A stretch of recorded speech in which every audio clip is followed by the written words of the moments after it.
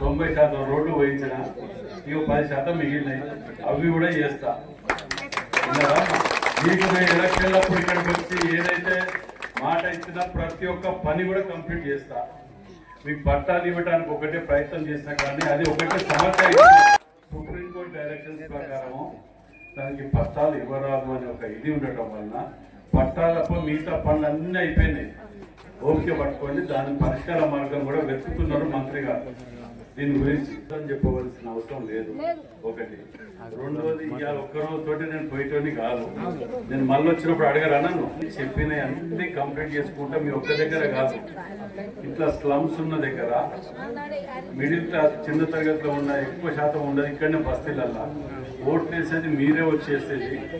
మీలాంటి వాళ్ళ దగ్గరనే మొట్టమొదటి రోడ్లు అన్ని కంప్లీట్ చేసిన హన్మకొండ నియోజకవర్గంలో 10-15 ఏళ్ళు మాటలు ఇచ్చి తప్పించుకొని తిరిగినా కానీ నేను వచ్చిన 2.5 సంవత్సరాల లోపట్నే రోడ్లు వేసిన. ఎలక్షన్లప్పుడు ఇచ్చిన ఇది 25 ఏళ్ళ కోరిక. ఈ 5 లక్షలు ఇచ్చిన, పక్కనే ఉన్న వాళ్ళది 20 లక్షలు ఇచ్చిన, వాళ్ళకు కూడా 20 లక్షలు ఇచ్చిన. అది కూడా పని మొదలవుతున్నది. కానీ ఒకటి, అబద్ధం చెప్తే ఇవాళ కాకపోయినా రేపైనా దొరుకుతాడు దొంగ, ఎప్పటికైనా దొరుకుతాడు. అవునా? ఇప్పుడు మీకు పట్టాలు నేను ఇస్తా అని చెప్పి మీకు అబద్ధం చెప్పి నేను పోయి చెప్తే మీకు మంచిది కాదు. దానికి ఈ 5 లక్షల రూపాయలు ఎందుకు రావట్లేదు తెలుసా? ఇది చెరువు శిఖంలో ఉన్నది అనేది రికార్డులలో ఉండి కోర్టు తీర్పు ప్రకారం ఈడ పట్టాలు ఇవ్వద్దు అధికారము ప్రభుత్వానికి కూడా లేదు. కాంగ్రెస్ ప్రభుత్వం కాదు, ఏ ప్రభుత్వానికి దేశంలో లేదు. కాబట్టి దీనికి చెరువులు అనేది ఎందుకంటే పోయినాయి. ఇప్పుడు అందరు ఇల్లు కట్టుకొని ఉన్నారు కాబట్టి దీనికి ఆల్టర్నేట్ గా ఏం చెయ్యాలి అని ఒక ఆలోచనకు ప్రభుత్వం నిర్ణయం తీసుకుంటున్నది. అర్థమైందమ్మా?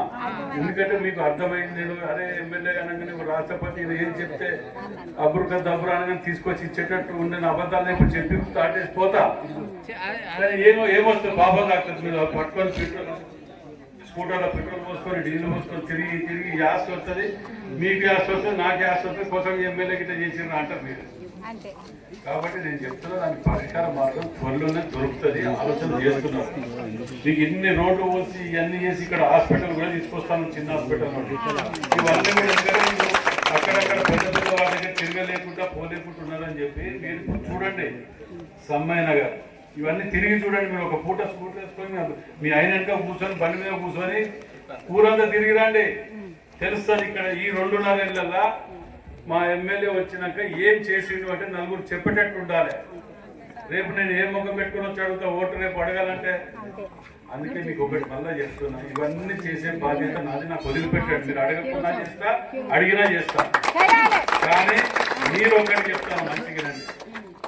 ముఖ్యమంత్రి రేవంత్ రెడ్డి గారు వచ్చిన తర్వాత మహిళలకు సన్నబియ్యం తీస్తామని నేను అనుకున్నావా? ఇవన్నీ మంచిగా. మహిళలకు ఉచిత బస్సు ప్రయాణం అనుకున్నావా?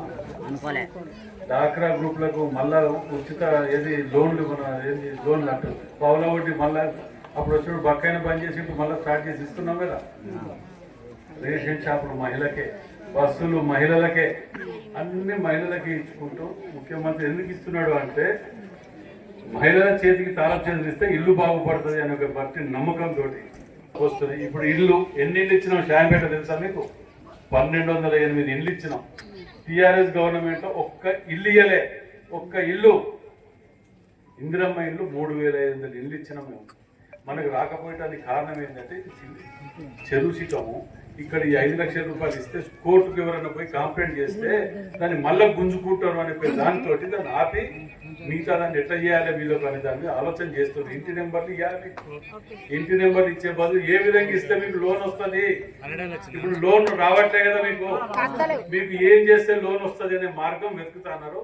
ఎలక్షన్ల కోసం అయిపోతున్నారు. దాని గురించి మీకు ఇది కాకండి. ఓటుని ఎప్పుడు కానీ మీ పిల్లల జీవితాలని మీ జీవితాలని 1000-2000 రూపాయలు ఎలక్షన్లప్పుడు వచ్చిస్తే తాకట్టు పెట్టకండి. తాకట్టు పెడితే ఎట్లుంటుందంటే గతంలో చూసి దోమలు కొట్టుకుంటా మోరీలు రోడ్ల మీద నీళ్లున్నాయి. ఇవాళ ఏ ఇంటి ముందన్న నీళ్లున్నాయా? రోడ్డు మంచిగా వెళ్ళిపోతున్నారు. ఇట్లా 90% అయినవి మాయ కడితే చెరువు శిఖము ఇక్కడ కట్టరావద్దని ఉన్నది. ఆ పర్మిషన్ వచ్చే వరకు ఓకే పట్టుకోవాలి మీరు. అది ఇక్కడ కాకుండా మీరు బయట ఎక్కడైనా జాగాలు ఉంటే మీకు ఇందిరమ్మ ఇల్లు ఇచ్చే బాధ్యత నాది. మీరు ఆ ఖైదం పట్టుకుని రండి, ఇచ్చే బాధ్యత నాది. అంతేగాని మీకు మీరే చెప్తాను. అందుకే అమ్మని మిమ్మల్ని మాట్లాడమనేది. ఎందుకంటే ఊరంతా అయింది నాకు కాలేదు అంటాను. అంతసేపు ఓకే పట్టుకున్నాను. 90% 2 నెలల్లో చేసినాను. ఆ ముక్క ఏనా తప్పకుండా చేస్తా తల్లి. కానీ మీరు మళ్ళా చెప్తానా, బస్తీలలో ఉన్న వాళ్ళు, చిన్న చిన్న స్లమ్లలో ఉన్న వాళ్ళు, మీ అందరికి కూడా విజ్ఞప్తి చేస్తాను 2 చేతులు జోడించి. మీకు ఎవరు బాగు చేస్తే వారికే ఓటేయండి, వారికే వేయండి.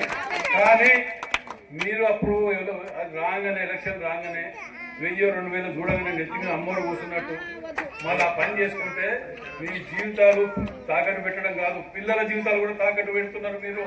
ఇవాళ ఇన్ని సౌకర్యాలు వచ్చా, కొత్త రేషన్ కార్డులు వస్తున్నాయి, 15వ తారీఖు నాడు కొత్త పెన్షన్లు వస్తున్నాయి, ఇవన్నీ ఏడికలు వస్తున్నాయి. మేము చేస్తే, మీరు ఓట్లు వేస్తే మేము గెలిస్తే పట్టుకొచ్చి చేస్తాను మేము. అంతేనా? పిల్లలు కానీ వాడ బాగుపడాలంటే ఏ పార్టీ ఎవడైతే అభివృద్ధి చేస్తాడో వాళ్ళకు మాత్రమే గెలిపించుకుంటాడు. చూడండి, నేను మళ్ళా ఇక్కడికి వచ్చి ఎందుకు చెప్తున్నా అంటే, ఎలక్షన్లప్పుడు నేను 2 సార్లు తిరిగిన ఇక్కడ వాడ గల్లి తిరిగింది. అంతకుముందు కూడా టికెట్ వస్తుంది అనుకుని అప్పుడు కూడా తిరిగిన గల్లి. ఇక్కడికి వచ్చి ఇదే సెంటర్లో మీటింగ్ పెట్టిన. అంటే ఎండాకాలం వస్తే ట్యాంకర్లు పంపించిన, నేను ఎమ్మెల్యే లేనప్పుడే పంపించిన. ఈ అన్నిటికీ ఎందుకు చెప్తున్నా అంటే, మీ కాలనీలో నాకు హైయెస్ట్ ఓట్లు వేసిన, మీ కాలనీని బాగు చేసే బాధ్యత నాది. కాబట్టి మీరు అందరూ దయచేసి ఆశీర్వదించండి. Thank you.